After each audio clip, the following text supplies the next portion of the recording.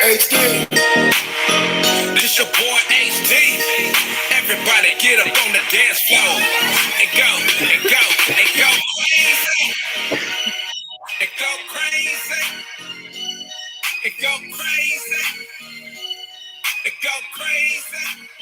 Go, go, go, go, go, go crazy. Go, go, go, go crazy. Go, go, go, go crazy. All the way from the O to LA. Go crazy like a dum-dum. Eastside homeboy, where I come from. Dance on the floor till you go numb. No fighting, no hating, no red rum. This is O City. All the way to the bay, hit the bass, feel me. Catch a case, cause it's beating up yo Chevy. Get you moving side to side, getting all sweaty. Make it work it, work it, work it out. Turn the volume up loud. It's a draw crowd, make it all shout. Go, go, go, go crazy. All the way from the O to LA. Hit play on the track and I'm ready. Like a quarterback, Tom Brady. Get you all in the frenzy. Go, go, go, go crazy. Go, go, go, go crazy. Go, go, go, go, go crazy. All the way from the O to LA. Go, go, go, go, go crazy. Go, go, go, go, go crazy. Go, go, go, go crazy. All the way from the O to LA. The love us. We heard the buzz and turned the club up. They tear the rugs up soon as we turn the subs up. Everybody hands high like a drug bust. Yeah, I'm from the West, homie. Don't you see the dubs up? Baptize him on the spot, fill the tubs up. Now frap nines with the flocks, tell him fill the cups up. The show though, original, the type is proto. I go, crazy, crazy, yeah, loco. It's solo, the coach, and look, I represent the Ocho. Immersing together to put the devil in the choco. Either I leave him on the mat flat out, I squeeze until he black out, or when they see him tap out, they go crazy. Go, go, go, go crazy. Go, go, go, go crazy. Go, go, go, go, go crazy. All the way from the O to L. Go, go, go, go, go crazy. Go, go, go, go crazy. Go, go, go, go crazy. All the way from the O to L. Go, go, go crazy. Go, go, go crazy. Go, go, go crazy. All the way from the O to L. Go, go, go crazy. Go, go, go crazy. Go, go, go crazy. All the way from the O to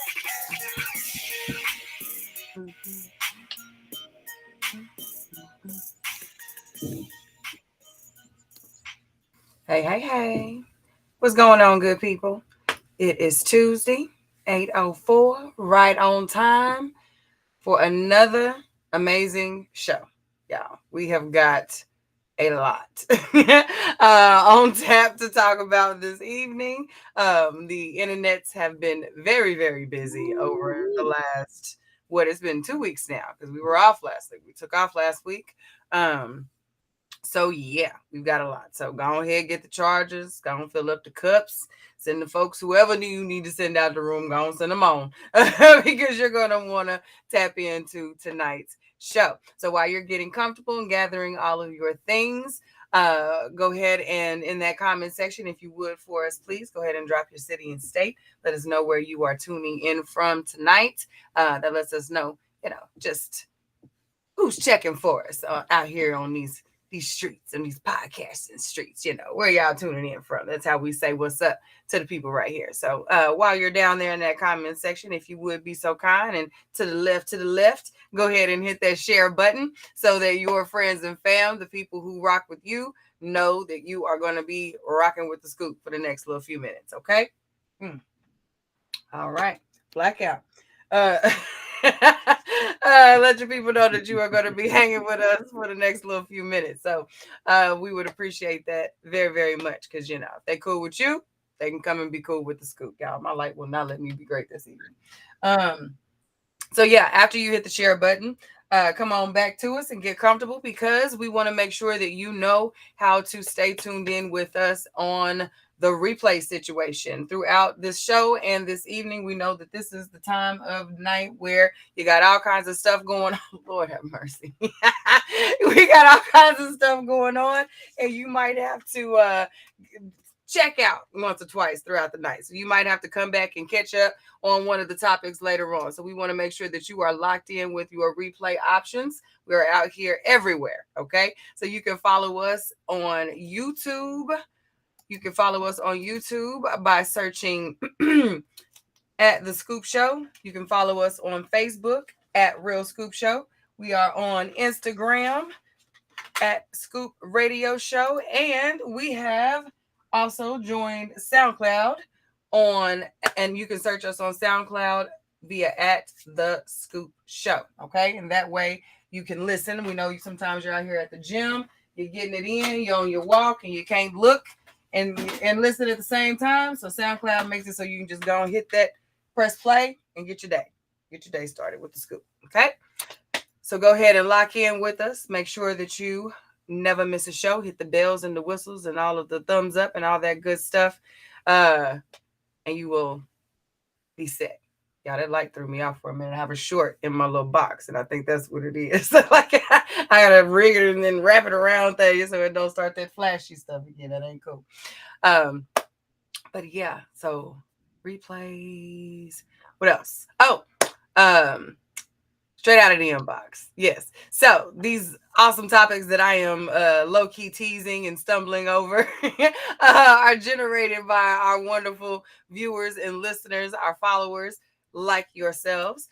We often invite you. We always invite you. We have an open door policy right here at the Scoop. Okay. Our DMs stay open for the hotness that has got you going down the rabbit hole. So if you are out here in your groups and on your pages and following all of the things, and you come across the conversation that you think we would enjoy as well, you want to see what this crew has to think about it, go ahead and slide that link into our DM. Go ahead and share that post to us so we can share with our crew and we can get to talking about it. And when it really gets good, like the ones we got going tonight, they will absolutely show up in Hot Topics. So we often, we always tell you that we are welcome to talking about it, chop it up. Yeah. I know 2 of them came from the inboxes this evening. Yeah, I know for sure. Of that. Yeah. And last but not least, we are out here on a new endeavor. The Scoop has joined Patreon. We've got some goals that we are trying to reach, and we've got some more folks that we are trying to reach. We would love to deepen our relationship with you guys because you have been rocking with us for a long time. You love us a long time. So we want to be able to offer you a little bit more of what you get on Tuesday night. So we have invited you to join us on Patreon, and we give you 3 different options to be able to connect with us and get your scoop on. You can join us with a half a scoop option, a full scoop option, and a double scoop option.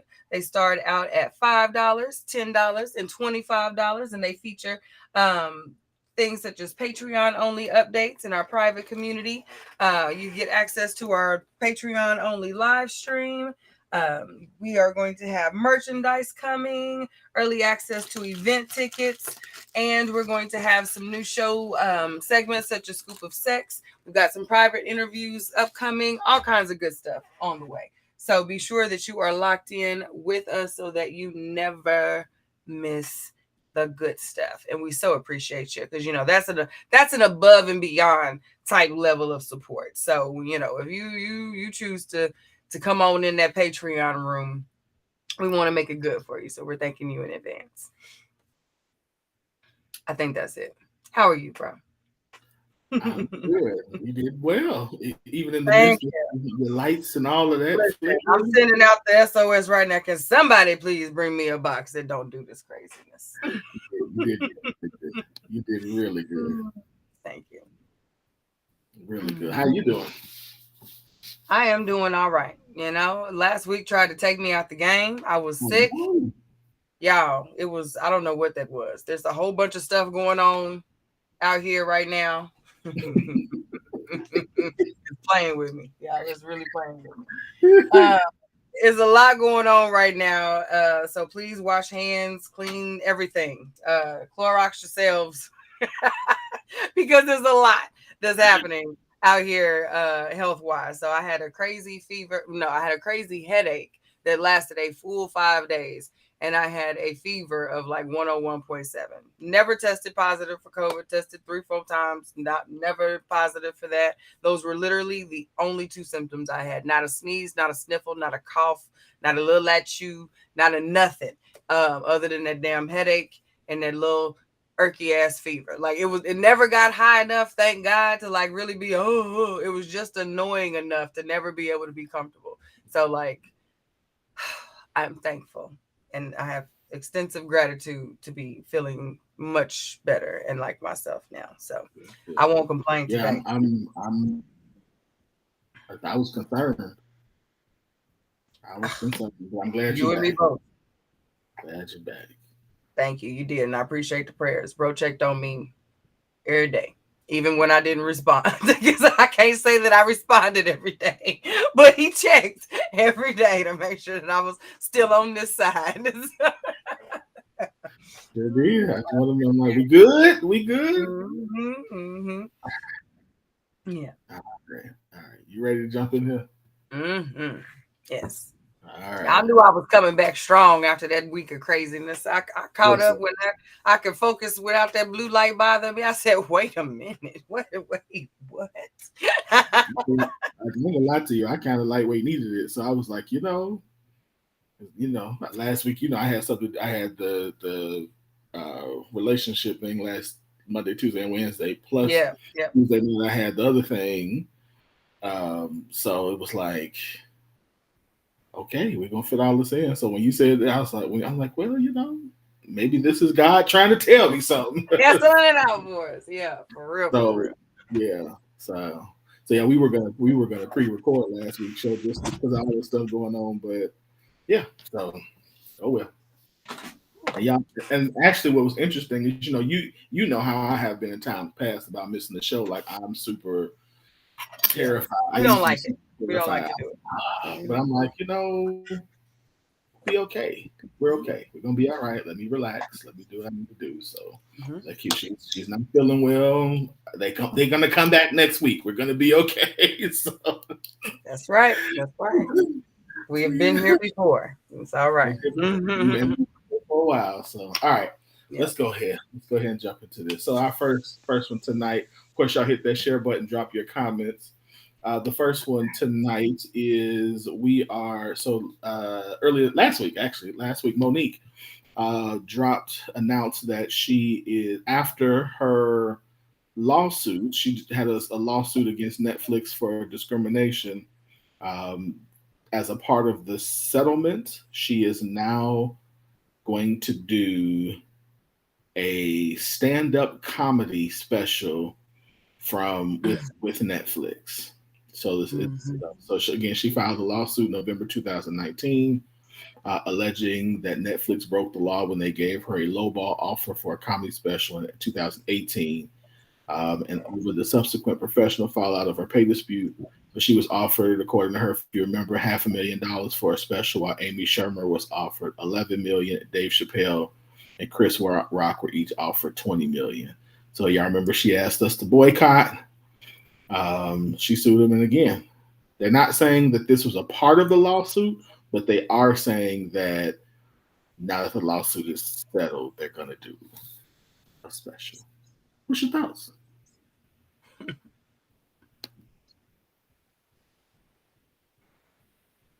I mean, life has to go on.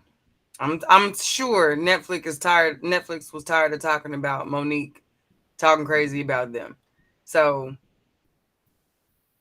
give her little show, give her money, let her do her thing, and let the people do what the people gonna do.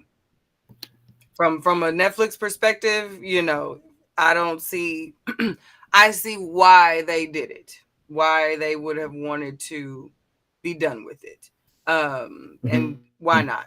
We've seen some nobodies on Netflix. You know what I'm saying? So like, why wouldn't we see? Why wouldn't we have a Monique? Not saying she's a nobody, but I'm saying if we can do them, it doesn't really make a lot of sense to not have a Monique special on Netflix. and to say we're done with it. No one says, did she sign a multi-special deal, like saying they're gonna have to can work with her after this or anything like that? No, do what you got to do. Get on about your business. Everybody can say we did our part and move on with life.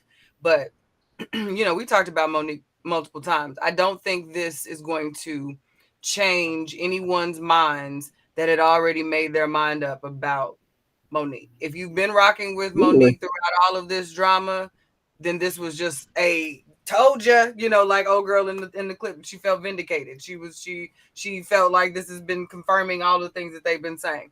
For those of us who have been like, this is some BS and sis is doing the most and this is not how this works, we're like, okay.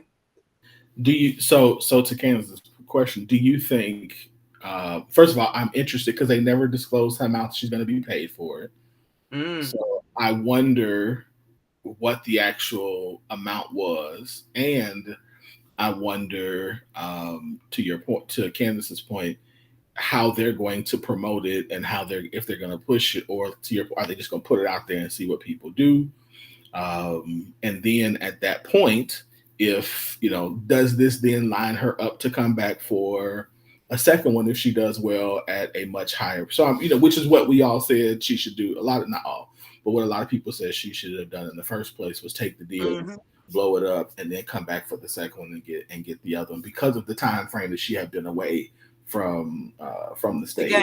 So yeah, I completely mean, agree with Candace though. She better come with it. It better be funny as hell. None of that random ranty. We don't want to talk about DL. We don't want to talk about Oprah. We don't want to talk about none of the folks that you say that you're supposed to be cool with no more. Let's not do none of that. I don't want to even see this extra hard, tough, I don't take no this, no that. Girl, just give us jokes. Like, just give us, if that is all you got after all of this, like, you should have notebooks on notebooks on notebooks, extended video of you running, talking to your mirror and, you know, running the people, your friends crazy with the material and all. Like, that's what we want. I don't want to hear no more of that other, you know.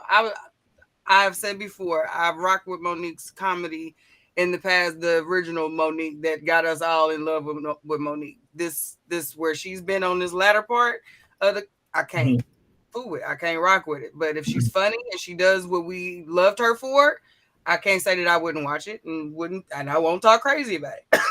It'll be what it'll be.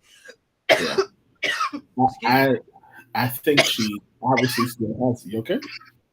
Yeah, I'm fine. Mm-hmm. I think she obviously still has it. I am concerned as to, like, I want her to win, but at the same time, I want her to win. But I don't know. I just don't know. I don't know. Mm-hmm. I don't know. The couple of comedy sets that I've seen of her recently, they were funny, but they were the same Monique from 20 years ago. And it's like, you know, I think it's the same problem like I had with this last Cat Williams special. It was like, right. And I love Cat Williams, but I was not impressed. I was not impressed with his most recent special. I was like, this was just bad. But I mean, so I'm hoping that doesn't happen. I'm hoping she comes and she kills it, and I'm hoping that she does well. And like you said, to your point, I don't want to hear that unless it's a joke that's funny. I don't want to hear nothing about like the DL. I don't want to hear no Lee Daniels. I don't want to hear that. I just want to laugh. So yeah, and keep it real general. If you got to touch on it, keep it very surface. Tap it and get to the point. Like, I don't want to, because it's too soon. I think if this is going to be your first real re-entry to the general public, not at one venue where people are coming to see you and it may or may not get out, Netflix is for everyone.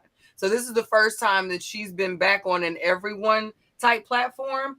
Mm-hmm. I honestly, like, funny or not, like, I think of all the time that you've been away, you have other material other than even really funny this. Come talk about this at another time, like, because it still seems like a cop out, like you phoning it in. If this is what you give us at this point, like all the life that you've lived, you got babies, you got a husband, you've been traveling around, you've been doing all these other things. You done lost weight, you're doing the dance exercises and whatnot on the TVs, TikTok, all these things that have happened that she's had to adjust to and figure out. Talk about that. You can't tell me you ain't had a couple giggles in you behind what's done happened over the last just 3 years alone. Like, give us that. I don't want to talk about it. Like, I'm not interested at all. We're gonna see. She wore us out. She wore me out. I am personally worn out on that whole niche of comedy from her. Yeah. KG says good for her. They broke the law. You have to negotiate with people, and they didn't. They offered $500,000 if you should negotiate. You can't negotiate with one party and not the other. I don't know if that's true, actually, KG. I don't think they have to negotiate. I think that you can try to negotiate, yeah, but I don't think as a business, unless there's something different about their business or their contracts to say they have to. I don't think that when they're doing that they have to negotiate. I think they can go and set whatever price they want, and that be it. Now, I am concerned as to why they wouldn't negotiate. Now, that part is, especially depending on, now again, but I think there's a difference between her saying I want $500,000, or them saying we're gonna offer you $500,000, her saying I want $11 million. Mm-hmm. Like, that's a huge gap for them, and they're like, oh, we're not giving you $11 million. It's not gonna happen. Like, did she go to Netflix first? Did they come to her? Was this a thing that? Right. There's a lot of different, because it sounded like they didn't really want to do it that bad in the first place. So was this something that you've shown up a bunch of times and now, okay, finally we're gonna give you what you want, and now, okay, 500, that's what we're gonna do. It doesn't feel good. It doesn't sound good, especially because of the connection as a community that we have with her. But from a business perspective, if you got a no solicitor sign at your door, so to speak, as a person at your house, you got somebody who shows up unannounced and has continued to show up and say, I want to do a thing. You have not invited this person. That ain't who you checking for right now. Okay, fine. Since you continue to show up, have a seat. I'll make you some coffee. I didn't want coffee. You got a whole thing of Cristal over there. I can't have no. No, you got coffee. We're giving you coffee tonight. So like, it's one of those, that's kind of, we don't know if that's how it happened, but like, we have to leave room for that being also the potential, instead of just Netflix trying to lowball the Black woman who, all of us, out of all the other folks that we've seen get paid from Netflix, why would they just all of a sudden say, no, Monique don't get no money? You know what I mean? So like, until we find out those details, we may never. Yeah, we don't know. Yeah. But again, I just don't know if they have to. So yeah, I don't know if they have, from that perspective. Yeah, I don't know if they have to either. We need an entertainment lawyer to tap in on that one. Yeah, I mean, I think it's a good business practice to do. But again, I think negotiate, like I said, I think there's a difference between refusing to negotiate and saying your counter is ridiculous. I'm not even about to fool with you. Mm-hmm. Now, I think 11 no, and then she can present, like she did publicly, her rationale for doing it. Amy Schumer got this, and her has been this, and mine has been done this. Like, she could do that. And then I think to the point, if all of this, we can look at this picture and see that there's a legitimate case. Like, and again, I'm fictitiously saying, because I don't know, like Amy Schumer has done these things and gotten X amount of box office sales. Monique has done these things, and hers are more than that within the same time frame. Then that to me is a legitimate suit, because now you have proof. But to say that you did Precious 10 years ago, and it longer than that, I think, but 10 years ago, and you were a queen of comedy 15 years ago, and we really haven't seen much of you since then. I think that to me is where it becomes problematic, and that's probably why Netflix just decided to say, let's just settle, let's be done with it. I don't. They got enough issues. They lost. They really do. They really do. This quarter, so they've got enough issues that they got to retire. And if it does well, all is well. All is well. Let me go ahead and run you your check on this next. Because as they say, it's not personal. Yeah, I think it's all is well from a Netflix perspective, regardless. Yeah. She's gonna be good. I think she. I hope. Let me say. I hope she does well. Let me say that. I hope. Yeah, me too. I want the sister to win, and I want other sisters to win, as big as possible. So, all right, you ready for next one? Yeah, let's go. All right, Y'all know we're going to next. TD Jakes. TD Jakes. TD Jakes used for his sermon called Real Men Poor, and specifically a minute or so clip of the sermon where he makes a statement. And this week, last week, so a week or so, the internets have been all over the place trying to dissect his statement. And so I'm gonna play it. We're gonna play it for you. And KG said I stayed up for this. And Yeah. Thank you, bro. Appreciate you. We're gonna talk about this. So we're gonna play the clip, and then we're gonna talk about it. All right. So again, this is from, and actually let me also say this is from a Father's Day sermon, which you'll see in the back, that he did. So here we go.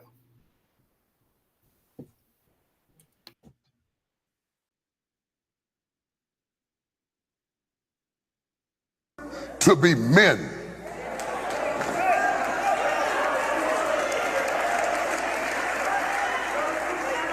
And you are not applauded for your femininity.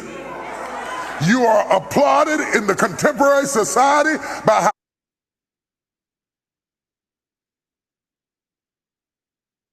how this breaks all sociological orders of the culture we're living in now.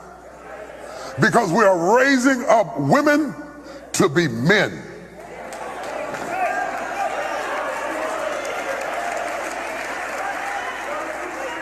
And you are not applauded for your femininity. You are applauded in the contemporary society by how tough, rough, nasty, mean, aggressive, hateful, possessive you are, and you are climbing the corporate ladder, but we are losing our families. I know you can buy your own car. I know you can buy your own house. But until you create a need that I can pour into, I have no place in your life. So stop coming home bragging to me about how much you don't need me and wonder why I shy away. Oh, y'all ain't gonna talk back to me this morning.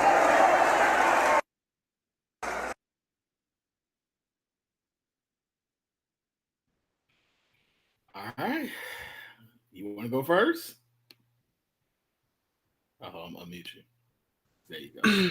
Ciao. So, I commented on this twofold. Okay. So I saw the clip. I didn't see this originally around Father's Day when it was live. So when the clip started being posted and I was reading all these captions, I was like, what the hell? What's going on? Because I rock with Jakes. I rock with the Jakes family in general. Y'all know I'm team Sarah Jakes Roberts. Like, that's this. So I really, really rock with her and what she does. And I do also listen to TD as well. So when I was hearing the commentary attached to this clip, I was thinking, what? This can't be. What's happening? So when I listened to it, I did side eye. I was like, wait, okay, there's got to be more. But for the sake of conversation, I did offer thoughts based on what I saw. So then afterwards, Brother Dre, who we love so dearly, dropped us the link in the comments of the full sermon, 57 minutes. I got a hot hour. I can listen to get some further information and really to understand what's going on. So I listened to the sermon and I cannot find an issue. Gonna be honest with the people on this fine Tuesday evening. You guys know that I don't keep it a secret that I'm not in a pew every Sunday. I'm not gonna have a whole bunch of scripture to quote or nothing like that. But I am familiar with the foundations of how a Christian marriage relationship is ideally supposed to flow. Okay. I'm also, with all that being said, some of the same things mentioned, some of the same complaints, some of the same needs, some of the same issues that he is addressing from a Christian perspective are the very same needs, issues, complaints that are being shared by those who do not subscribe to the Christian faith and are living those values intentionally as those who he's speaking to directly in that sermon. So that was two things that I noticed after listening to it in totality, that it tracks in or outside of the church, for a lot of the frustrations that we're feeling as it relates to relationships. So I really don't, the comment, the corporate woman, I'm also self-professed corporate woman. Okay. Y'all know I go to work. I love my job. I like excelling at my job. I'm very proud of what I do and my accomplishments and all of that. So like, I could have easily found offense with his words and that clip and all of that. Initially, when I heard it, I was disappointed, and I said that in my comment. For those of you who didn't see the original post, I actually I made some notes because I didn't want to get off track on this one, because this one could easily be one of those. But my original comment on the post when we shared it was, I'm not offended. I'm just disappointed at how this continues to be a woman's issue to correct rather than a need to be met, especially if that's supposed to be the missing link for men, a need to feel, which is what he mentioned. I won't sit here and say that there aren't women who holler they don't need a man, et cetera, et cetera. Those women do exist. They also don't usually have men long term. So there's that. Let's also talk about the women. Let's talk about the women who are in relationships and say they don't need the monetary things because they got it. He mentioned the corporate ladder, so that's what I'm going with. Instead of those things, she may need him tuned in more emotionally or in other areas that unlock and unleash all the things in her, which is what I have seen and heard time and time again when this is discussed. Then it's an issue, and then she's doing too much. It's not about not having a need or women not needing a man to fill it. There are men who are filling the needs for these masculine women, and they love the hell out of their women and vice versa. If the need is out of the wheelhouse or desire of the man to fulfill, then that needs to be said. That's the conversation we should be having. Not that she's doing womanhood wrong. That's where I start to kind of check out. So that was my thoughts, completely free of the full sermon. But then I listened to the sermon and he covered that too. So I was like, oh, all right, carry on, sir.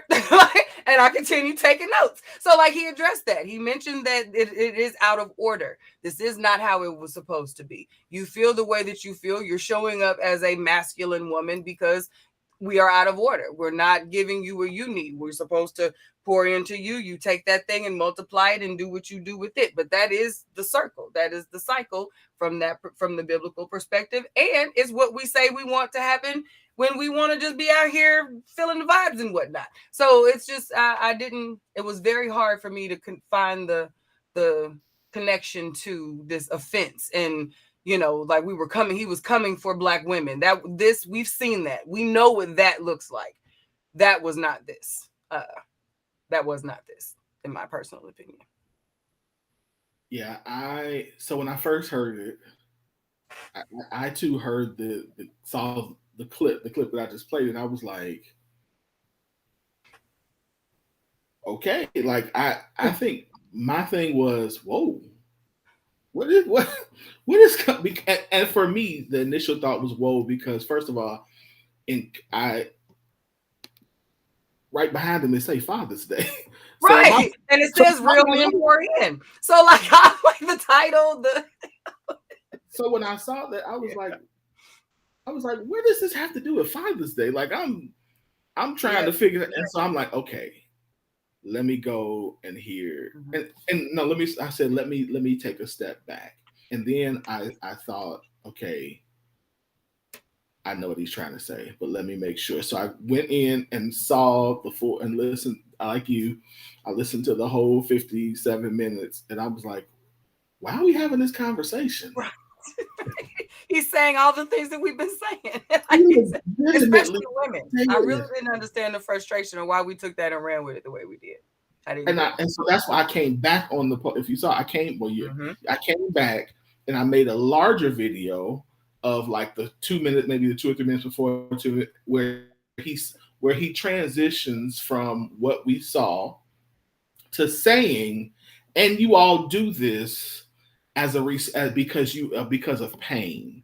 Because as men, we haven't done what we're supposed to do to pour into you, and because we haven't poured into you, you have been left alone to do things that you weren't supposed to. And he says, here's what he says. He says, and he said, instead of trying to what do you say? I don't want to give him words, but instead of trying to be more masculine, or no, instead of saying you don't need men, he said, demand more out of us. Yeah, instead of replacing me. Yeah, demand more of me. Demand more of me. And I'm like,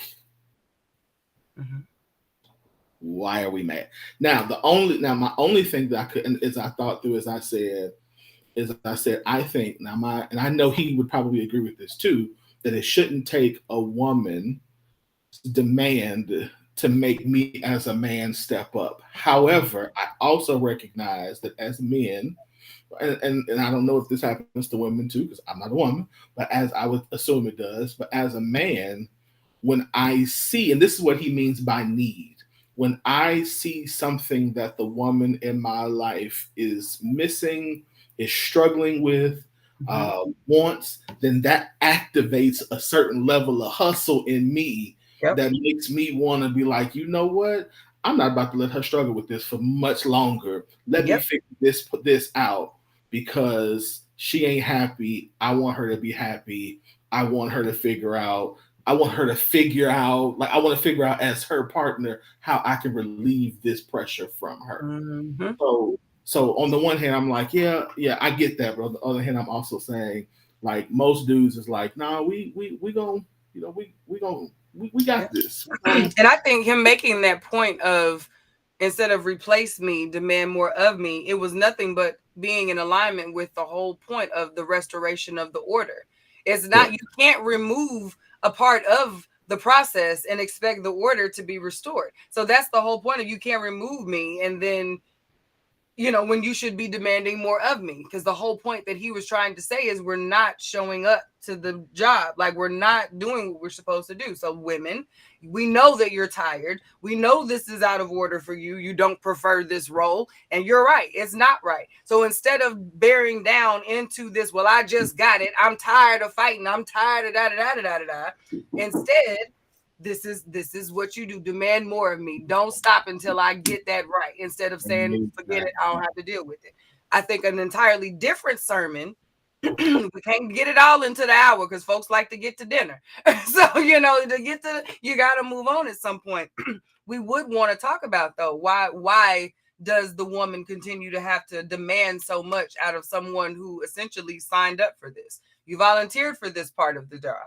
So why do I have to continue to demand you to show up to work, essentially? That's another conversation as to why women are now saying, because I think that happened too. There was a phase of that where there was a demand for more. There was a conversation. There was a plea. There was all of that. And I think there are a lot of women who are still doing that. But then you've got men who are now saying, no, I'm not doing it. That ain't what it looked like. I'm not signing up for that. I'm not willing to. All that. So you can't demand action from a group of people who feel that it's not worthy of the energy at the same time.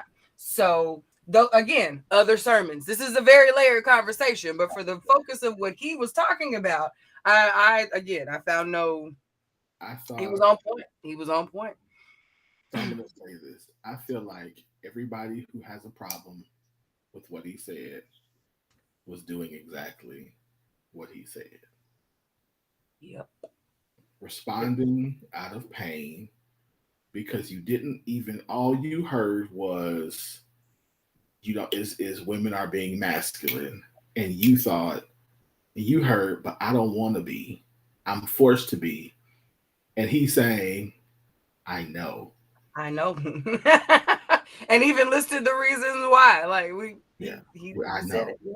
Some of the reasons. Yeah. So I think your response was a response of pain because, again, I recognize the collective tiredness that really, again, that Black women have, I think, and I'll be honest, hold on. And I also recognize the collective frustration that men who are trying have with trying to alleviate some of this pressure that you have while still being told you're not doing enough. So I feel like we're all, again, and as we say, another thing, this is why I love our conversations so much, because I think we do a really good job of talking about both sides and saying, listen, I'm tired, and saying, I know you are. How can I help you? Mhm. And I'm tired too. So how can we make this easier on both of us? Yep.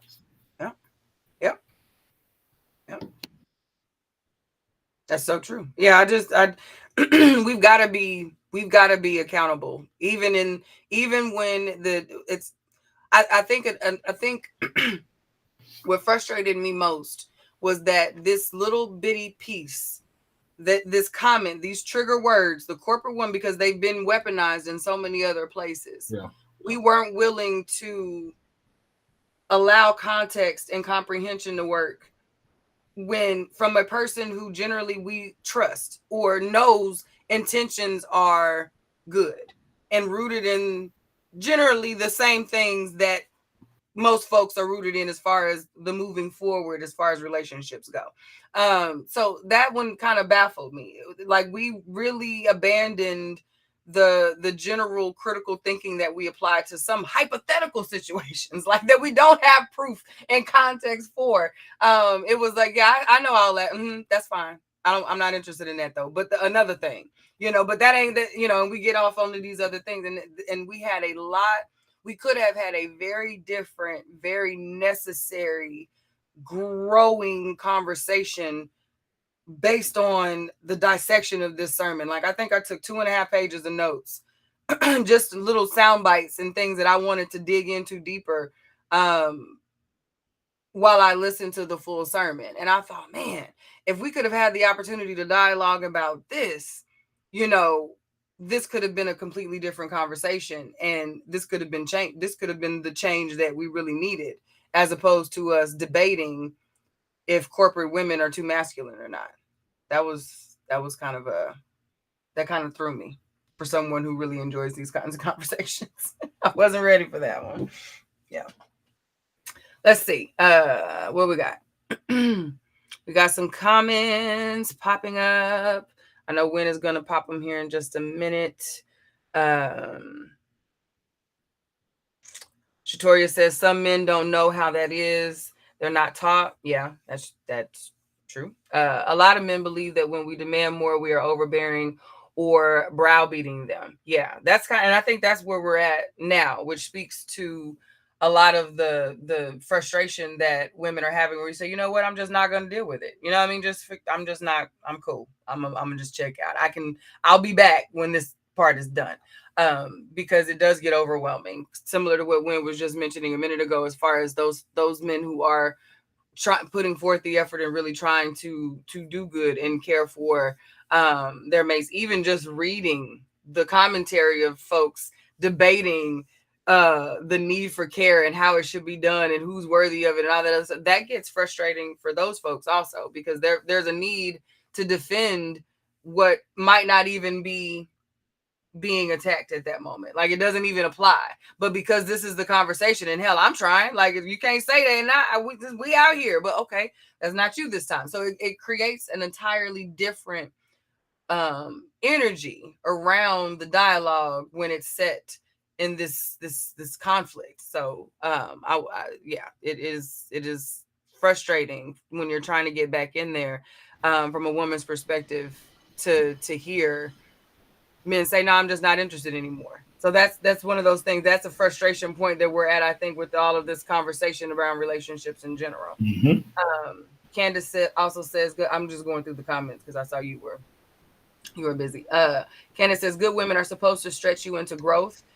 She said she was all cute. She was off for what I was saying, but yeah, I agree with that. There's not supposed to be hunky dory high fives all the time. There's going to be a little stretch that takes place, and I think that's also happening.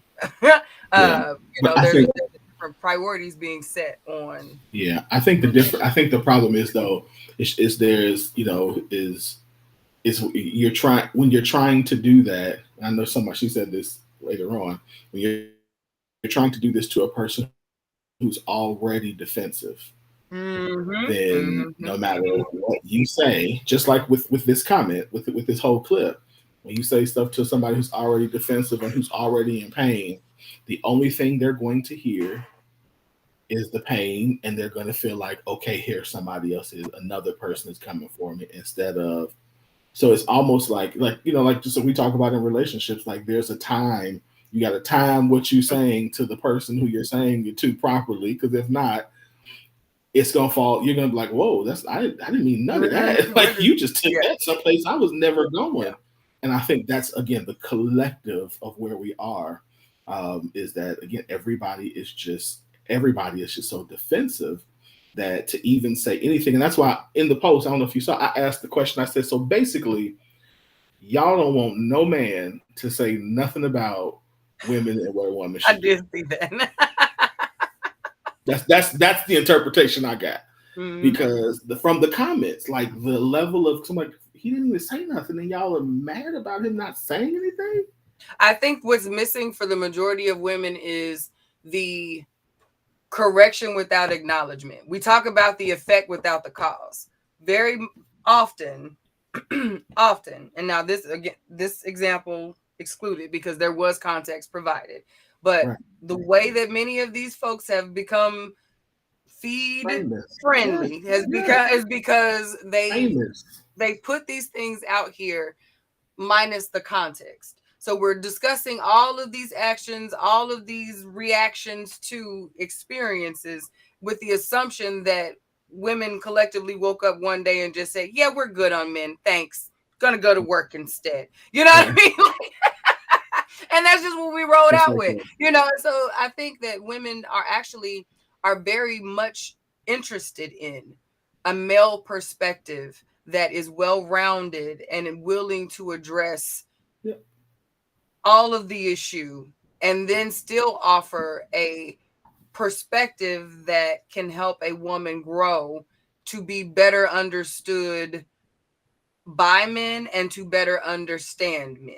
Because we've understood, we know we don't have it, because we all still sitting looking at each other, confused, crying, upset, pissed, like we're not doing well at telling each other how to do it well. So that is how the Derrick Jacksons and all of those folks get to be, because that is really ideally what a woman who wants to do better is looking for. She would like a man who is not necessarily the man she wants, but exhibits the characteristics of a man that she would possibly like to be a companion with, and say, okay, this is the type of man that I can see myself with. What do you say? What are they talking about? What is it they want? Okay, let me holler at you. Okay, and they're all ears. But if we start to realize that this information is not relatable because it is so focused on correcting a group of behaviors that may not exist or are based very much on another set of behaviors that has been experienced. Like, you got to talk to, because women, we're not as emotional as folks like to give us credit for. We're way more logical than people like to give us, credit for. Like, we think, like, absolutely, it's got to track, So after a while, you can only give us so much flowery big words before after a while we like say, what now? One more time. Yeah. So that's where you get frustrated, and you don't really have a whole lot of patience for the excerpts, the 2-minute clips of correction. You can't don't clip correct me, because you know what I mean? So I think that's where women are, that's where you get that instant, that knee jerk, because a lot of folks are clip correcting as opposed to doing it within context. So I can agree the right vibe, but I wouldn't give a reason for it. I think that it really let me know, like, and like KG said, like when I start seeing from this one clip, all of a sudden he's Kevin Samuels, and like they literally were pairing him and Kevin Samuels. I'm like, what? So it was very interesting to hear that, and very interesting to hear how, again, like I said, just let me know this is a symptom of, or not a symptom, but of a response to really just where we are, and how tired we are, how much we really want each other Mhm. in a healthy way, because like I said, you don't keep fighting for somebody who you don't want. Yep. So it's like, I think we just have to, figure out a way how to take a step back and hold on. That's not what I said. What I said, like, and have those Mhm. conversations, so that so some of those things can come down. And then, to your point, I think we all, as we kind of get better, have to do a better job of pointing out when it is happening. Like, nope, that's not good, Mhm. And I'm saying, Mhm. like, men and men, women and women to women, like, nope, we don't want her, ladies. This is not somebody who we want to follow, because she got Yep. a bad thing going. Men, And I think we we'll talk more about that for sure in the second half of the show, because we got to start. There's some rules of engagement that I think, if we're going to be doing it this way, we've got, as the people, as the consumers of this content. Yeah. I do agree. There's got to be some standards that we set, Yeah. because it's too much. Let's see. Hold on. Hey, Fire Starter, long time no see, boo. Where we at? Hold on. Let's see. Trying to figure out what comment. All the comments is coming, and it Yeah. Okay. I saw the Umar one was the last one I think you put up there. Oh, a lot of men believe that when we demand more, we are overbearing or broad. Yeah, I agree, and I think that's where, again, why I said timing and timing. This is why these conversations are so nuanced too, because it's a timing issue. But ladies, it's also a an issue of, like you said earlier, sometimes you have to know when to just let him go. Because, to Q's point earlier, there are some men who are not, and women who are not interested in helping you.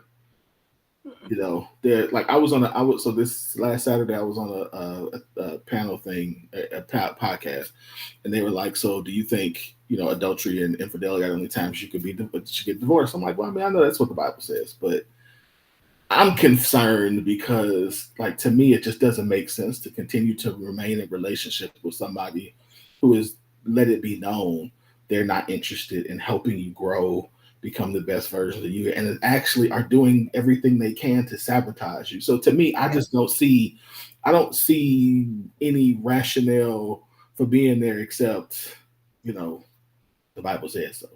And not that that's not bad rationale, but I'm just saying, I mean? Like, I think we've got to, like, I'm challenging and questioning that, because I feel like there's something more to it. So sometimes you all are browbeating and what we would call nagging and demanding more of us, of a man who has no desire for you. So when you realize that, you gotta let it go. And same thing with the woman. There are some women who are just not interested in being the woman for you. And when you realize that, you gotta just be like, you know what? Gotta let it go. I'm okay. Like, I'm gonna hurt, but I'm gonna have to find somebody who is, because it's not worth it. It's just not worth it. But that's me. We agree. Yeah. Because both sides are exhausted, and we need to learn how to sit down and visit those intentions and how to be present with each other and properly represent the role. Yep. What's up, Danielle? KG says something has to be done about the black pill community because it's growing. But I don't know what is the black. I think you meant the red pill community. That's the community now. Unless we got a new colored pill, y'all, and we need to do something else if we're doing pills, because the red pill threw me. But I know there's a red pill community that was like, that's like how Beyonce has the Bayhive. That was like Kevin Samuels' crew, the Red Cup crew, the red pill people, not the Red Cup. I like them. The red pill people who belong to Kevin Samuels and all of them. Yeah. Okay. Shanae put me up on them. Now she can give you the whole rundown on them. Okay. Yeah. All right. But we want an effectively checked in man. It's just not money. We need to be your landing pad, your soft place, and oasis, not dungeon or desert. Absolutely. Absolutely.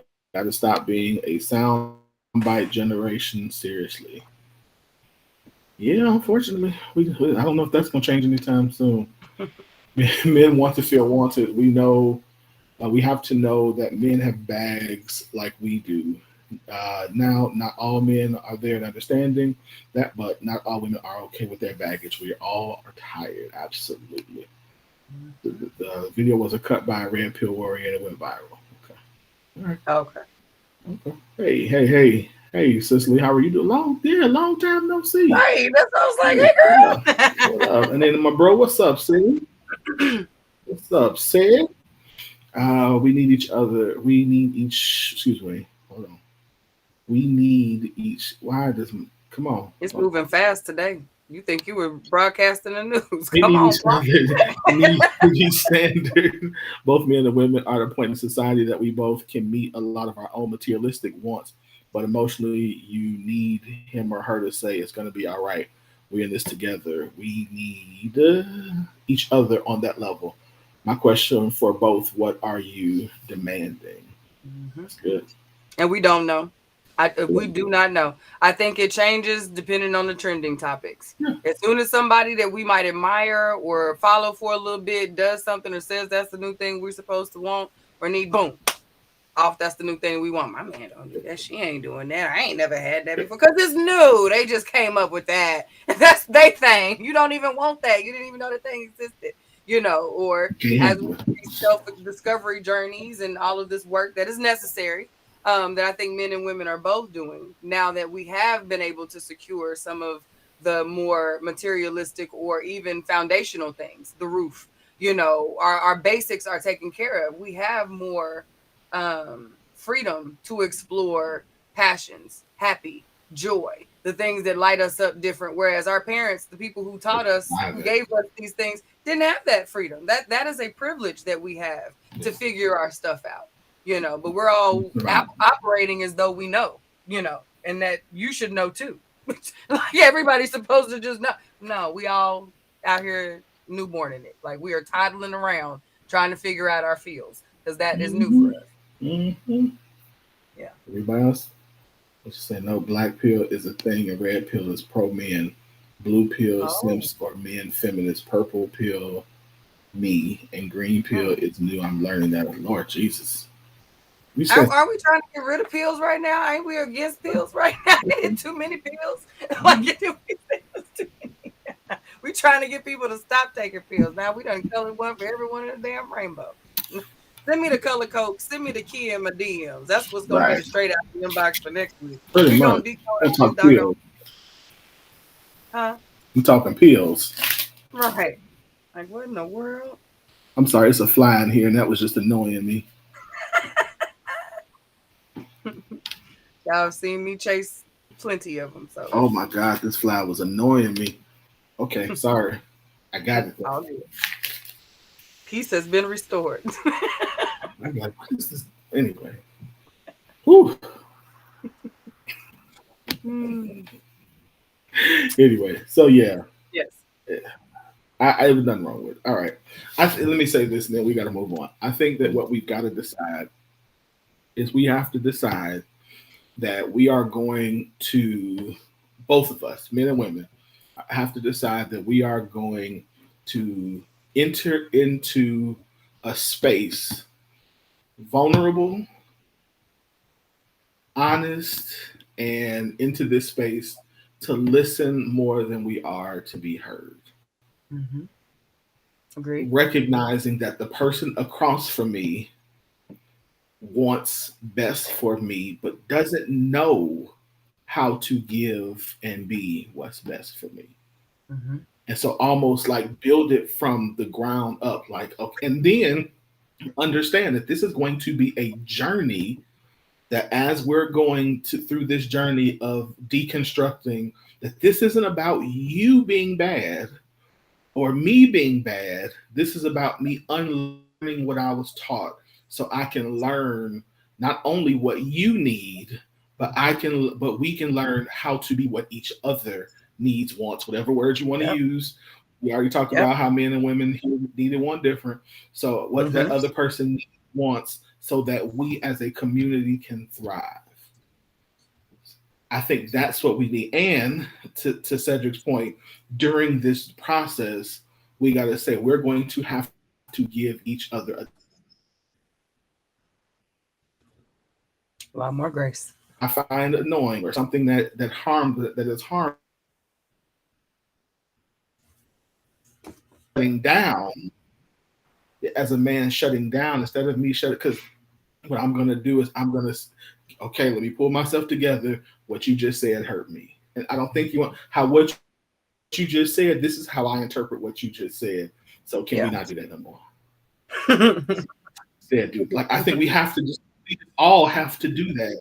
And you know what I mean? Like, and do it gently and lovingly and all that other kind of stuff. But just, and if somebody does it and they respond violently, be man enough, woman enough, big brother enough to be like, you know what, that obviously hurt you. I wasn't trying to hurt you. What did I just do that offended you to that point? Because that's not what I was trying to do. I was trying to just tell you how I'm feeling when you do what you're doing, or say what you said, or when this is going on. How can we do this different? Yeah. Like, that's the posture I think we need, because it's always intriguing how when someone hurts someone else's feelings and the person reacts to that, and then the person who didn't intend to hurt the feelings is now mad about it at that misinterpretation, and now there's actual pain being inflicted. Like, now I'm defensive, and now it's hard for me to believe that you didn't intend to hurt. So, like, I guess what I'm trying to say is, if there was no intention of pain inflicted, then when you've identified that that's what happened, you would then want to resolve that, correct that. If you happen to accidentally bump into a stranger and spin them around, oh, I'm so sorry, my bad. Like, we go out of our way to do that corrective behavior in that moment to let them know, oh, that was not my intention. Accident. Let's get what you good. Okay, carry on. You know what I mean? But when we're in relationship with someone and we spin them around unintentionally, and what the hell? Like, what you know? I didn't mean to spin you around. What you talking about? Why would I spin you around? Like, so we get. But I think that's yeah. But to your point, that is a trauma response, and that's really, or it's a trauma response that's typically based in the fact that I'm already feeling insecure. And this was really just the trigger. It wasn't that, like I said, it was the trigger, because to your point, if I was secure, you saying that, I would be able to be like, hey, wait a minute. Right. Hold on. Right. What was that? That's not what we were talking. But when you're in an insecure space about the relationship, about yourself, about where you are, about, then all of a sudden, you know, about life, about the world in general, now all of a sudden, every little thing becomes Hiroshima. Like, you got to blow. It's like, you blew up, so now I got to blow up. I got to meet your force with my force, and now we just going back and forth. No, like I said, this ain't working. We just trade memes. Yeah, I think from a place of insecurity, we should move with more caution instead of more. If I'm insecure, I'm reserved. I'm pausing before I'm acting, as to not exacerbate my insecurity. You know what I mean? So that, again, so this is obviously, example notwithstanding, we're not in the midst of a situation where you can pinpoint a thing. This is a very observatory perspective, but going forward, I would hope we would think about that. Like, if this is a thing that I'm not in a good space about, why am I moving as though I have all this confidence in how I'm presenting, even in this space? You know what I'm saying? Because I move with more care when I'm in the cut. If I'm in a room where I feel small, you don't hear me, you don't see me unless I let you. You know what I mean? Like, I'm moving, I'm speaking when I'm spoken to, I'm answering, I'm thoughtful in how I respond. So, you know, if we're just thinking through some of our emotions and how we attach our actions to them, we have to really do some self work on, and we expect others to engage with us in a way that actually gets us into deeper relationship with each other. Because the emotions we're attaching to our actions don't match. And we're wondering why our results don't match. Yeah. They don't match. And so yes and no. I think some of them don't match, but I think also it really just depends on, because they're like in the business world. I've been taught that when I feel insecure, to be loud. I was just like, I've taught it. Okay, Jesus, why would I spin you around?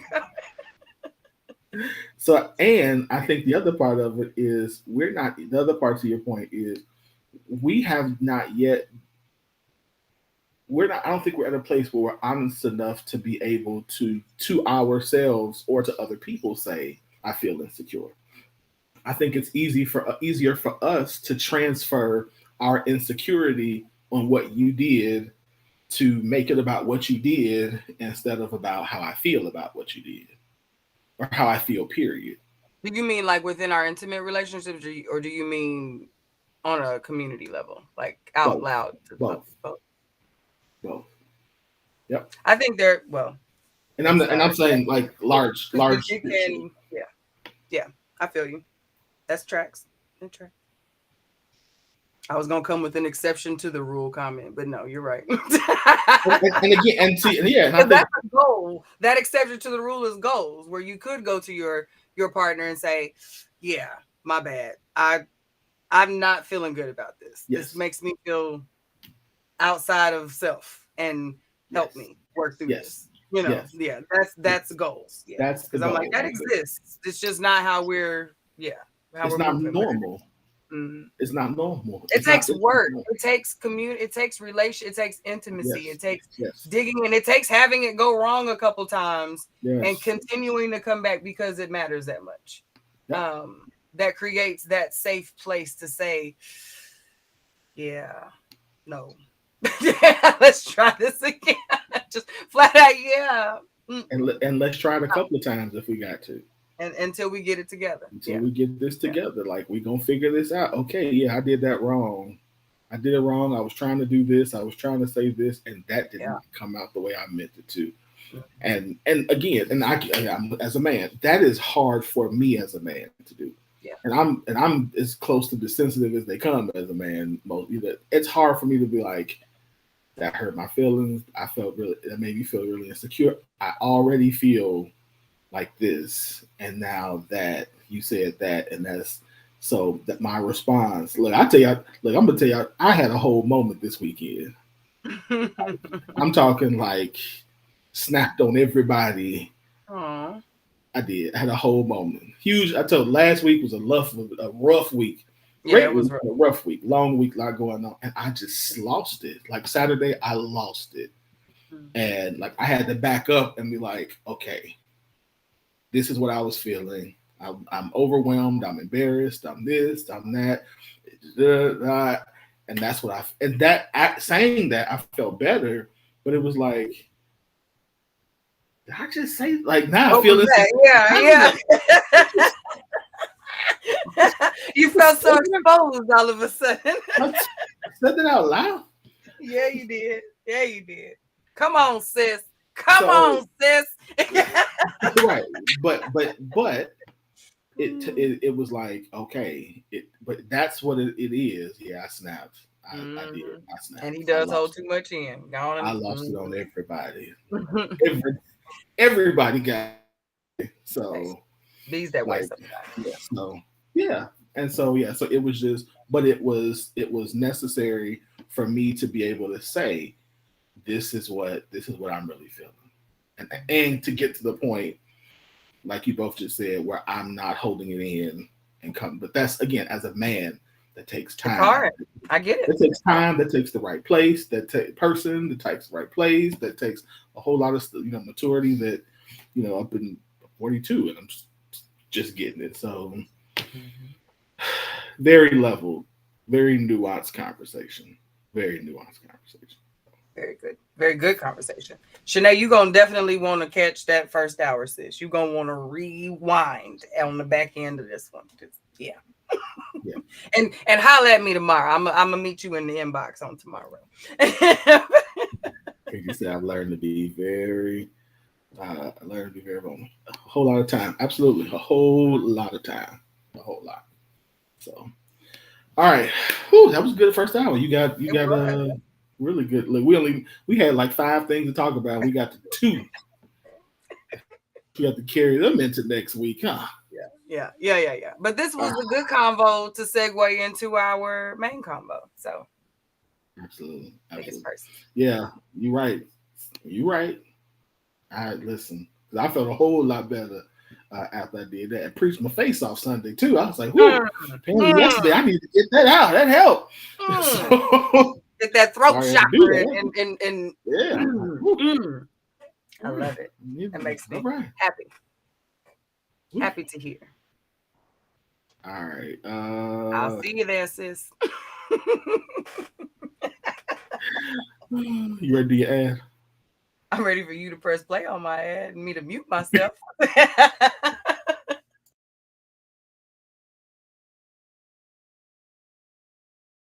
Hey Sugars, have you heard about the Blocked and Beautiful Braid Balm from Elegance by Design? The days of braids being weighed down by heavy products that don't hold are over. Blocked and Beautiful Braid Balm is perfect for box braids, updos, and the most intricate of braid styles. Let your creative juices flow, knowing Elegance by Design has your braids on lock. Order yours now at elegancebydesign.com.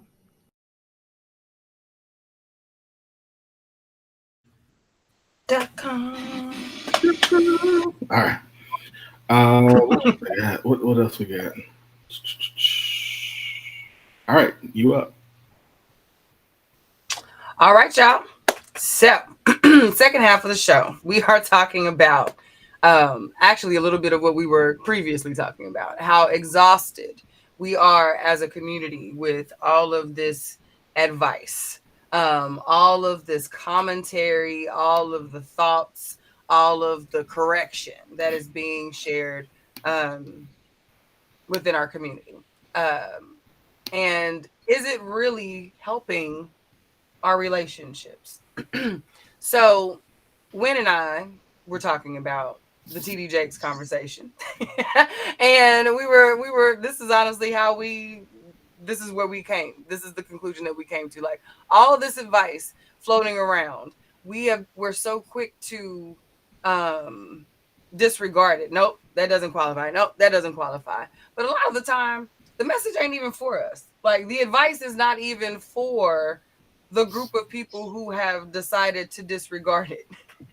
Therefore, so then the people who weren't even the directed target of the message go viral for disregarding it, making it so that the people who are actually meant to receive it either never get it or feel some type of way by the time that it gets to them because they've had so much other commentary watered down what the main message is. Now we're having 2, 3, 4, 15 different versions of a message that is no longer rooted in what it was supposed to be, the very needed conversation that needs to be had. And this is for men and women alike. And I think we have allowed all of this access of information to allow us to just take in all of the information. And it has really dulled our critical thinking and our ability to just qualify or not. That whole process of elimination that we learned like 3rd grade, like one of these things is not like, that's not for me. Nope, that ain't even like, we're moving on. Those things don't belong here. So my question more or less is like, who is it really for? And are we paying attention to the things that are really focused on us? Like, are we missing our growth trying to stretch the bones of somebody else? Like, that's not even. So I wonder, is our exhaustion self-inflicted more than anything? And why are we so worried that nobody's advancing? Is because we're not getting the lessons in our book. We in they book. So that's what we're talking about tonight. We're talking about all of the advice floating around and the access to it. Are we receiving, honestly, in a lot of ways, this blessing Are we being right? Are we doing right by our blessing by having this access from all of these, the ability to have these conversations on this platform with all of this diverse group of people with perspectives and experiences? Are we really using it to our advantage? Is kind of where we're going tonight, bro. What are your thoughts? So I've said this on this before. I've told you this story before. I think that I told you the story about my first boss telling me about talking in meetings and how I got up in a meeting and made a comment that was meant for two people in the room and everybody else took it but the two people. And he said the problem with when you make statements in public is that the people who they're for never hear it because they're so set in their way that they just not paying you any attention. Whereas the people who aren't, they're the ones who are usually overly sensitive about it because they're just overly sensitive. And I'm like, and I think that's what we're doing. I think that because we don't have more of these conversations on a one-on-one level, or we don't properly preface them, or like in the TD Jakes instance, we're taking such small clips of a conversation and we don't listen to fuller context. That no, I don't think that we're getting the things that we really need to get until we're in danger. Like a crisis happens that forces us to really start taking an introspective look, and then we go searching for different stuff and trying to see what applies and what doesn't apply.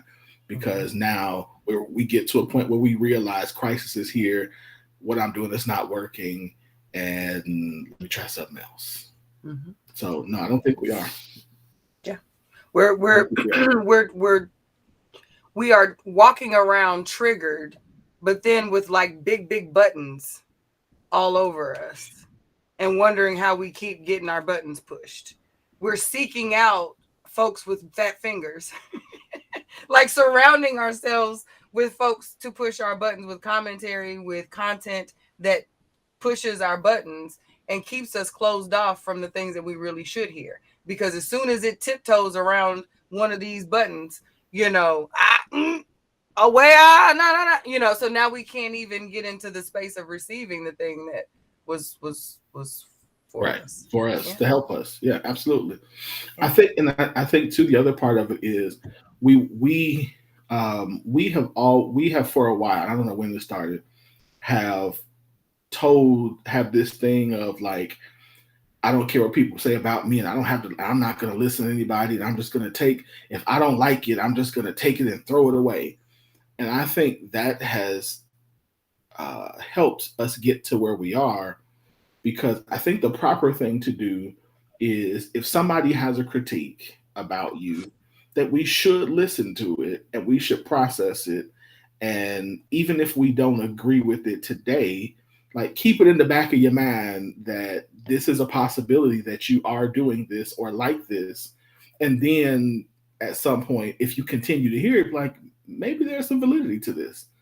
If everybody is saying that my mouth is a problem, maybe it is. Maybe it's not just, my significant other being sensitive. Maybe it really is, and I need to watch how I say, and we've had the conversation where people have told me I'm not the most empathetic at times. And I was like, me? Not empathetic? What? I'm the most person that people met. And I told you, and you were like, nope, you're not. I was like, yeah. And then somebody else, I was like telling somebody, they was like, no, you're not empathetic at all. And I was like, so in that moment, I'm like, I have to be honest. Like, if the people who are closest to me are saying this, there might be some truth to this. Yep. I know I've heard some hard stuff from people who love me just as hard and didn't like it, but had to let that marinate for a minute. Because if it took this person that loves me to tell me this about myself, I can only imagine what it feels like for someone who does not know me or even like me. What's that critique looking like? So if it comes to me in love or not even necessarily in love, but if knowing that the intention is real, and meant for the betterment of me, I'm okay with that. I think what's because I think about how quickly people are given the expert or pro labels right now, and how but how quickly that happens, and then how we will then allow that to completely derail and reshape or stunt the work that we either have been doing or know we should be doing based on likes, shares, trends. That has really started to kind of throw me a little bit, because it's now affecting, like it has been, but like it's really affecting on a grand scale, like how we do our work. And I saw how I think maybe because it's fresh, but the TD Jakes conversation really did kind of bring that up for me. Because I've seen so much mishmash of thoughts and experiences and different triggers that have happened from folks not at all attached to not only this particular conversation, but from the entire branding of the person that we were talking about in the first place. And the whole work that this person does has now, like the influence of all of these other experts has now allowed us to even begin to lessen the influence of those that have been proven to give us the tools that we need.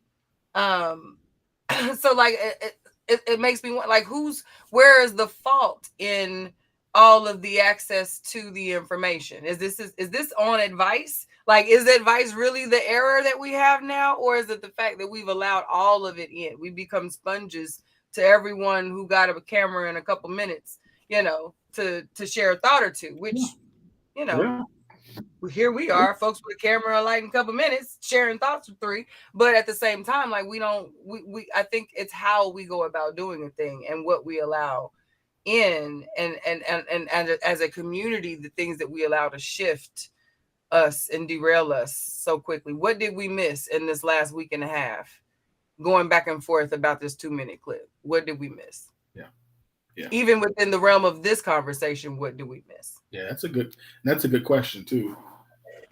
I think my hope is that, and I don't know him, but understanding even the mind of like a TD Jakes, that what was missed was, for a lot of people, was this kind of conversation. Yeah.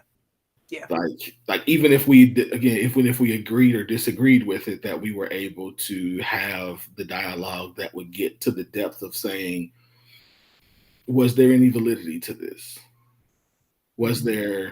Is this how you feel? Is this how my partner might possibly feel? Could be why, something that in my relationships has been a habit or a pattern. Like, I think that's, in the context of this, what has been missed. But I also think, to your first question, I think it's a little bit of both. I think because we are in the advice era, that anything that looks and sounds good, we're going to take it. Because the reality is, if you really think about it, most of the people who we make popular look good. Yeah. So if they look good, what I mean? Like, if they look good, if they sound good, if they got a nice backdrop, what I mean? Like, if the lighting is like it, we don't even, like, what they say becomes secondary, or we just soak it in because we're so enamored with the way they look, which, is human nature. I get that there's human nature. And again, in this marketing and branding, and there's some psychological things that, we know that there's a psychological aspect to marketing. So it's just all of that. Especially within the realm of relationships, because you can't tell me about getting somebody if you don't look like you don't ever get nobody. Right. I'm not really interested in a sexy scientist. A relationship. Absolutely. I need you to look like something, because that tells me that you've had some experience, or that people might have even been you're in the room with folks having similar experience. You're invited to the place where people are hooking up and having relationships. You're in the vein. But if you're not out now, you read a lot of books, but do you have real world engaged experience? Do people tell you? Do they share with you when they need their sexy back? Just like I'm not. That's not who you're seeking out. That's not who you're looking for that. But like I said, I'm not really looking. I don't need my scientist to be sexy. My doctor don't have to be the flyest doctor on the wing. You know what I mean? Like smart. I need that though. I'm gonna need you to have them books together. Like glasses, I'm checking for glasses. Call it a stereotype or not, but like I'm gonna need some studiousness look about you. I need you to look the part. So that's it. And they have absolutely figured out that secret sauce, and we have hook, lined, and sinkered for it. Every time. I mean, sis, I ain't mad at a sexy scientist, but it is nowhere near the top of the priorities for the scientist credentials. But no, not mad at a sexy scientist. On the high key. Yeah. I think a lot of it is just really us learning how to how to process what's being said to us in a way that that really allows us to to chew it up and ingest it, and then like, because I know for me a lot of times when I hear stuff, and I'm like, this has absolutely nothing to do with me. It's not for me, whatever. But then 5 years later, or a year later, something to say, and that thing comes up, and I'm like, oh, okay, this can apply here, or let me pull that back out because I heard somebody talk about it. I might not remember, but what they said, but let me go back and look at it. And I think we're just not processing it and properly doing what we need to do in order to grow. I think a lot of it, again, goes back to just being defensive, wanting to go back and be right, wanting to prove our point, wanting to relieve our pain, instead of, doing the proper work that's going to allow me to sit in sit in the room, the classroom of life, to really grow and really mature, and realize that that's not sexy. Like it's not social media all social media worthy, but it's gonna make you better. Yep. Like I think that if we listen to the right stuff, I do think we got to listen, do a better job of vetting people, and not just saying, oh, they got X amount of followers, I definitely want to listen to them, but realizing, okay, they got X amount of followers, what are they talking about? Oh, this person is a fool. Okay, got it. So I know if I want some foolishness, I'm going over here to see what they talking about, because this is where the foolishness happens. Okay, but being able to be honest about that and saying, but if I need this, I'm gonna go over here because I know they've got some substance and a level of depth that I need in order for me to mature and grow as a man, and that's what I need in this season. Yep, and I think I know that I've noticed it in women. No, it's both, honestly, because even from what Candace's comment was earlier, as far as how men perceive women's thoughts and advice or opinions on them, and then how you perceived how women responded on the TD Jakes post, as far as you don't want to hear it one way or the other. We have gotten to a point where we can't find any relatability with a person or a situation or a subject matter because we are so triggered. I know that I've been very transparent about that journey that I took with Kevin Samuels, even, and I've had to, and it helped me understand what my real issue was with his teachings and his approach and what he was saying and how he went about it versus what he was saying and where it came from. You know what I mean? As a woman, hearing a lot of his subject matter, a lot of his content, I did not like the delivery of the content. However, Mhm. some of the examples that were given when taking the malice was removed from them, and you get down to the core belief system attached to the people that he was describing, both male and female, but being a woman, hearing those interactions and how that can be broken down, I can't say that man was just speaking crazy and pulled everything out of the sun, out of the sky. That would not have been true if I was really going to be looking for the root of what we're going for. I can't qualify this person under these circumstances, and just because I don't like how he says this thing, that automatically disqualify him. So that's why I would always preface with, I do not like how this was said. However, there is some root there. There's something we can dig in here and have a real actual discussion conversation about why this happened. So I think we have to be able to take away some of our ego from hearing a very disconnected, like this person's not literally in your driveway saying you did this thing, but we show up to the conversation as though they added your name, birth date, and last four of your social at the end. You know what I mean? That one was for you. So like, we have to remove some of that ego when hearing some of this advice, or how we appear.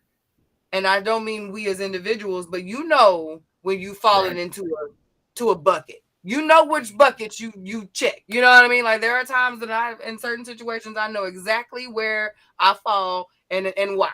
You know what I mean? So if you know your bucket and they talk about your bucket, I'm gonna need you to slide on up. You know what I mean? And pull from that and understand that no matter if you like it or not, like I was saying earlier, it's one thing for someone who loves you, knows your things, to come to you and give you some hard information.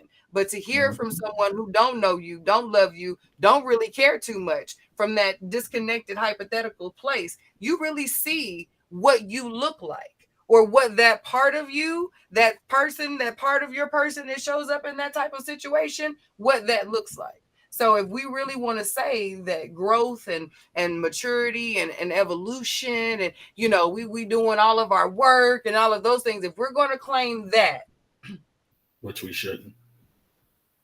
We shouldn't claim that we're going to do all of our work and do all our change and all that? Yeah, we shouldn't if we ain't going to actually do it. We can't sit down and hear what work needs to be done. Yeah, shh for that. No more of that. Like, if you are going to sign up for that work part of it, you're just talking about it right now, because we have to. It's rough, because hearing that court when TD went down that corporate woman thing and said all of that, like I did side eye initially, but I was like, okay, where's the other side of that? When I heard the other side of that, even when he said, like, that is still working, ladies, although we get it, we can't continue that. That can't continue.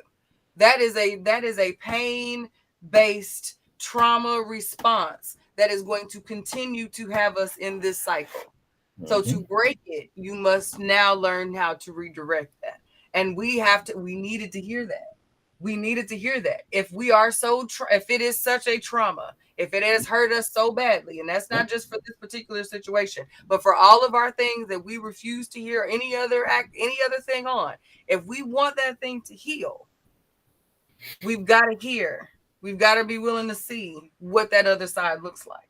We're not there. We're in that still broken space right now. We're in that hurt space right now, to the point where we've got that hard scab. We are scabbing it.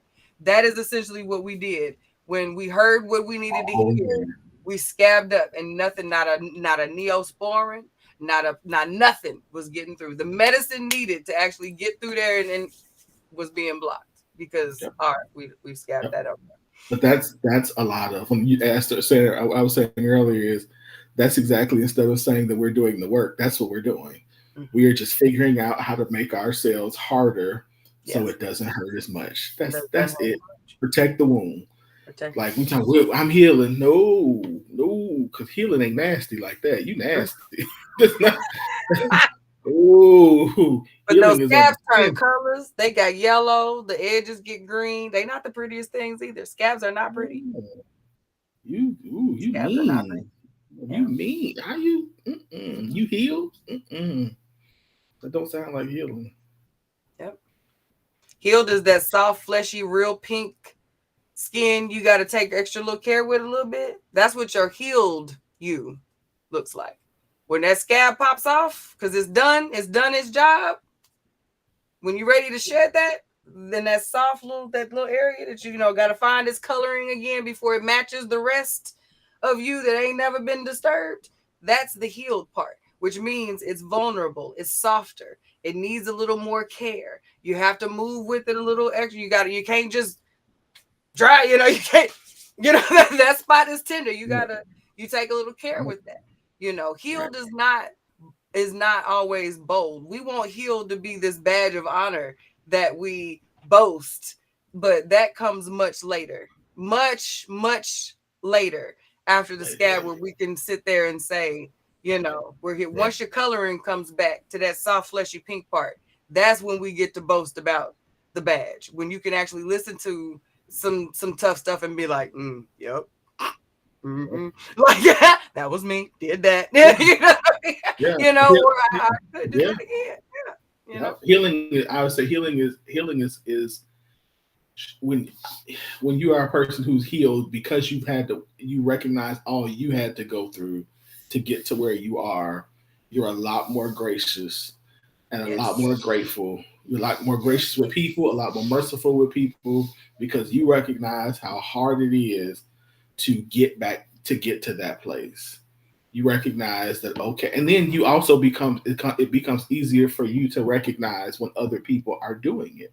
So it's like, okay, bro, he's not ready yet. Like I was asking friends, and I'm talking, they like, man, he's not ready yet. You can't force him to have this conversation right now because he's not ready. So we just gotta continue to give him grace, continue to love him through it, because that's just what happens when you come out of something into a new thing. Like, you realize just how difficult it was for you to break that cycle. And I don't think we recognize how difficult it's going to be for us to break this cycle, because the longer we stay in it, the harder it is. Because again, we are now just figuring out ways to manage our dysfunction instead of stepping into this new cycle, a higher cycle, one that looks more loving than it does combative. They don't say hindsight is 20/20 for nothing. They do not say hindsight is 20/20 for nothing. Like, you see things much clearer after you've passed through it. Like, you've made it through that other side of that thing, and you get to see all sides of it different. When you're in the middle of something, it's hard to see all the things that are going on around you. But when you get that retrospect, when you get to look back on from a place of, that's done, and I'm okay with however that ended, however that was. That is what I think also we miss sometimes when we talk a lot about closure and healing and what's necessary for those things. I think true closure and true healing is understanding that however the thing came to its end, you find a way to be at peace with that, because you operated in how you knew to within that space and time that you were in, with what you had at that time. But until you get to that level of, I own that. That was me. And we're moving on. You're gonna continue to try to defend it, to make excuses for it, to cover it, to keep it safe, and to keep it cute, and to keep it in perspective for whoever the audience and all of that.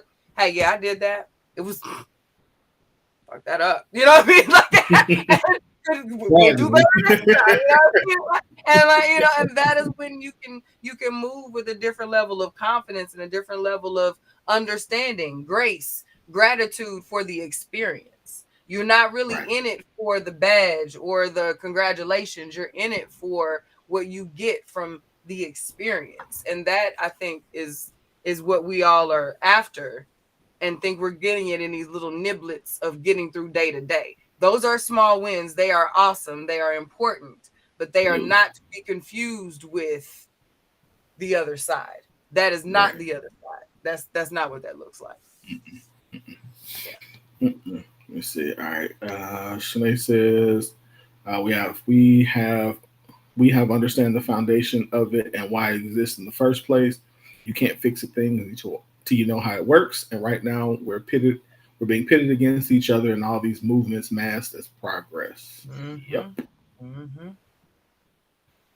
It takes even the smallest measure of healing to experience greater measures of healing. The reason why many times the journey never begins. They don't believe they have what it takes and count themselves out instead, because that's easier to do. Yep, absolutely. That is it. That is it. Yeah, it's yeah. I think that it is.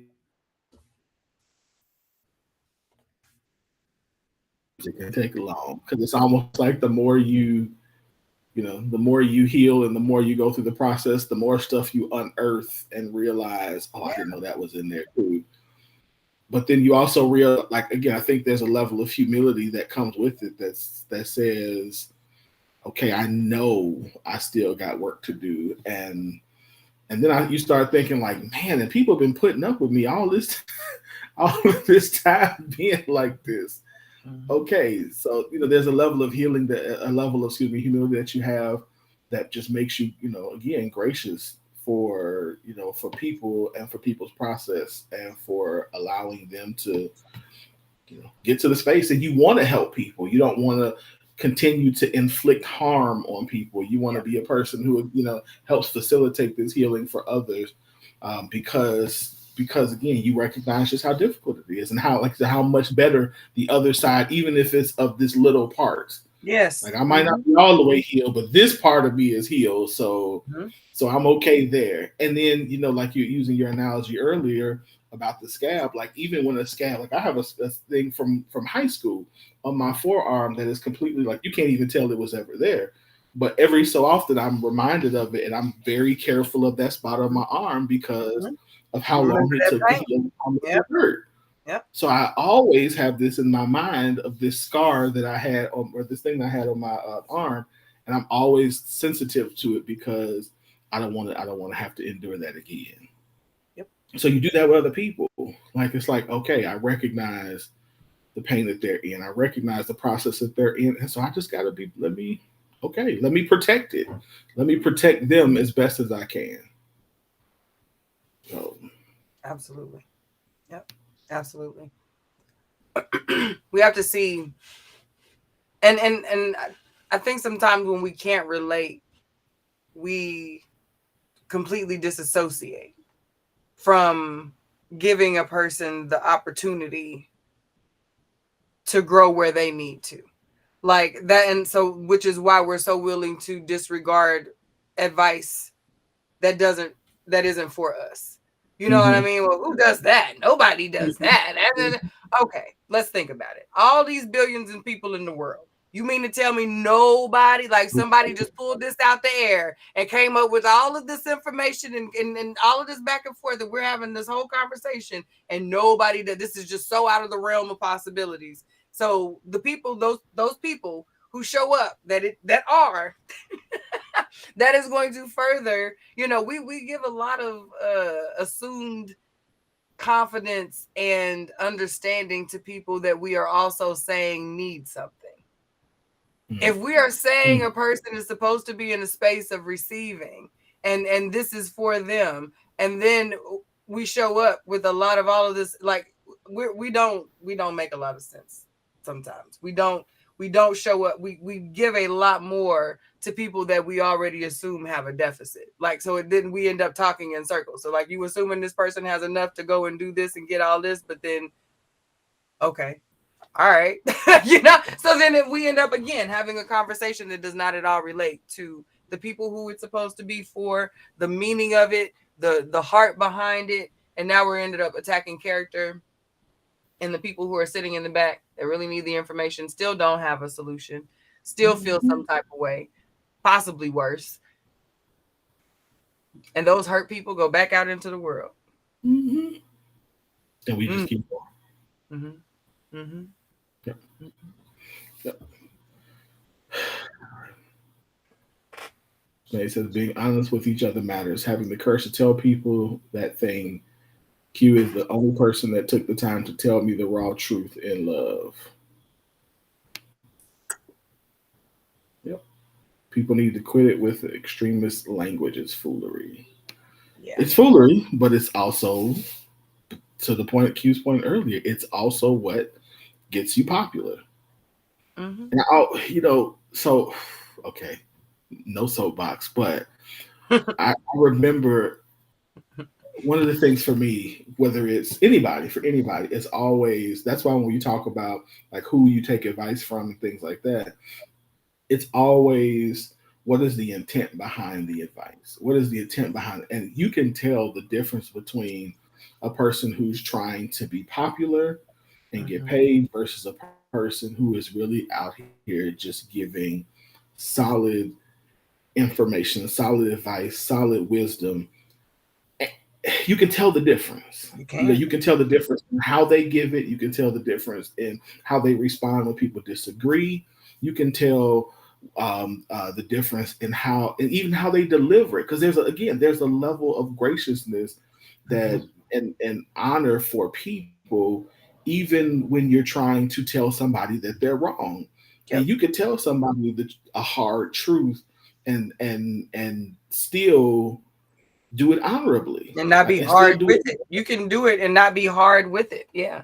Yep. Yeah, and so it's like you can tell the difference because that extremist language is what people click on. It's what people, and because we are, in a social media era, that's how people get famous and get paid, and this is their living. So, but it's going to cost us if we don't develop the discernment enough to know who we should listen to, or even if we listen to them, but how to process that information and say, yeah, no, this doesn't apply, or yeah, this don't apply the way they saying it, or Yep. yeah, that is true, or no, this isn't true. This, or what they're saying is right, but the way they're saying it is harmful. So I need to disengage. I can't spend a lot of time listening and ingesting the way this person is saying, because I'm going to carry this same thing out into everybody who I'm. It's gonna get in there. Some of that is gonna get in there. Some bits and pieces of the BS will trickle in there and start to filter through your good sense. And before you know it, your original thought on the thing doesn't even sound like you anymore. You defending a mixture of folks' thoughts on a thing. Yeah. Yep. And that with no substance or basis. Mm-hmm. So, all right, I'm done. Final thoughts. What you got? Let's go. I'm tired. Yeah, it's been a day. I'm so glad that we had this conversation tonight, that we had this two-parter as far as how, from the advice perspective, from a very needed conversation, we were able to take something that was meant for our good and hopefully remix it back to something for our good, so that this can get shared and talked about in a way that can create a different level of conversation. And then to then follow up with, I would hope people will take away as those back pocket moments of, okay, what am I doing? How should I, before I hit the go, before I engage, before I spend an hour commenting and going back and forth about this thing, how about I take an hour to go learn about it first, so that when I'm coming back and sharing these thoughts, they are rooted in fact or the space that they originated from, because they're not even mine. This isn't even my thing. Let me at least go figure it out first and then come back and engage. How we prioritize our time while we are engaging with people is very, very important. The tact that we use, the ignorance of experience, meaning you do not know. You do not know what these people have gone through. They don't know what you've gone through. So coming into that engagement with that understanding should leave a large area, a lot of room for letting some more information in first. A lot less of this should be happening. Way more of more words. Okay. That's a dialogue, instead of, a monologue. Well, There you go. Come on. Thank you, bro. There you go. There you Mhm. go. You know, Mhm. I love me a monologue, but when we're trying to get down through the thick of things, like I need the feedback. It's gotta be the Right. exchange. An exchange rooted in finding the solution, Yep. getting to the bottom, getting a better, not even the bottom. Sometimes we just need to get a better understanding. So the bottom is not so far away. So I think these are the moments, these are the times that when we're not in the midst of a thing and a big conversation has got us all triggered and feeling up in arms about a thing, to like think, how could I do this better? How could I possibly bring me better in the midst of folks who haven't had this insight yet? You know, you don't have to show up with all of the bullet points of how to have, you know, crucial conversations with people, but Mhm. you can be that, and folks follow that. Yeah. So Absolutely. yeah, I loved this conversation tonight. Thank you, family. I think we definitely. I agree with you. I think that we should take. My final thought would be: I think that, and I hope that we take this kind of conversation and again take it back into our daily, apply it to our daily stuff, because I really don't.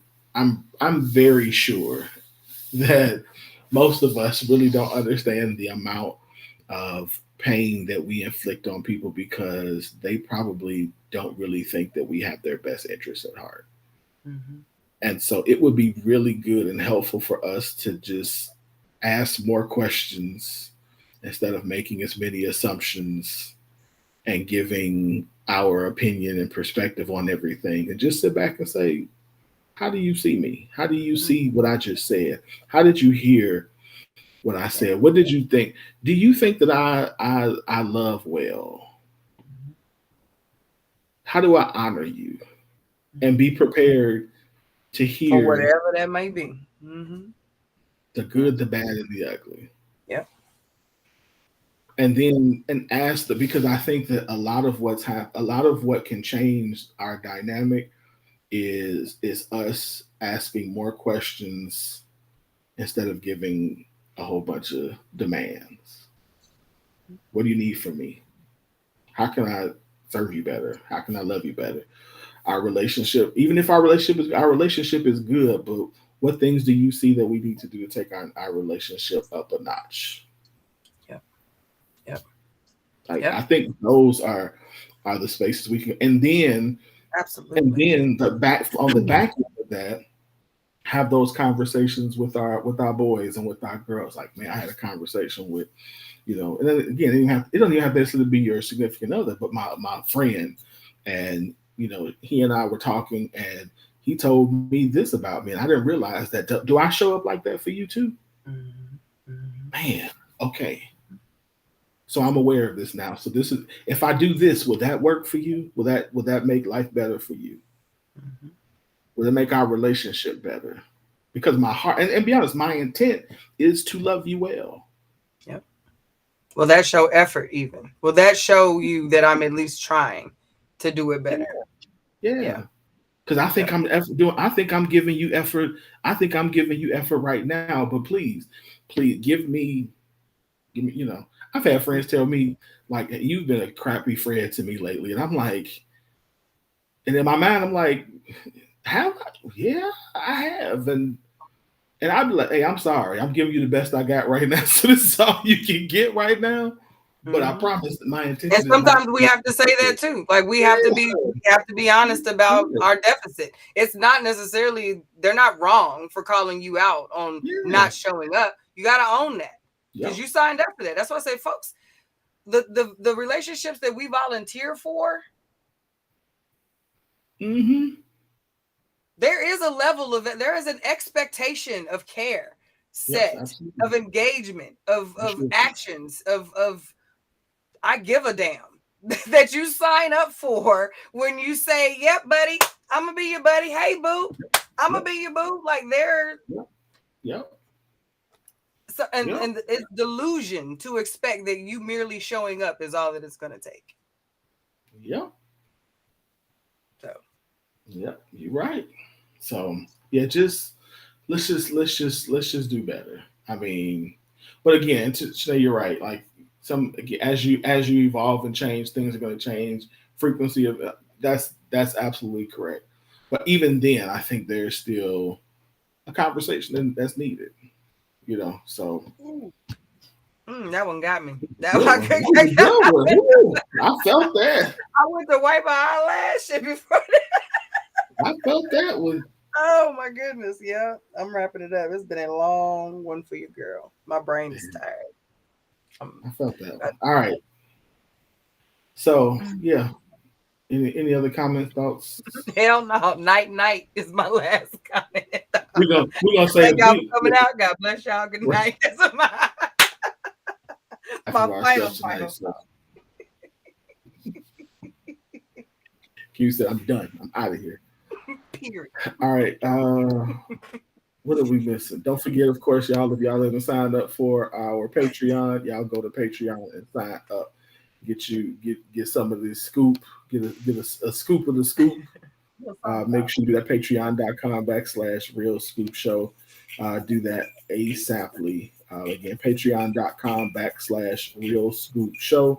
We got some phenomenal content, and we want to make these conversations go even further, faster. So we need your help by becoming a part of the Scoop Nation Patreon. Good show tonight. Thank y'all for all of your comments. Miss Cicely, good to see you. Said, good to see you, man. Hope you are doing well. Man, we got to talk soon. I guess I'll share it next week. I'll share my new stuff next week, I guess. So yeah, we'll share it. We done tonight. We ain't share nothing else tonight.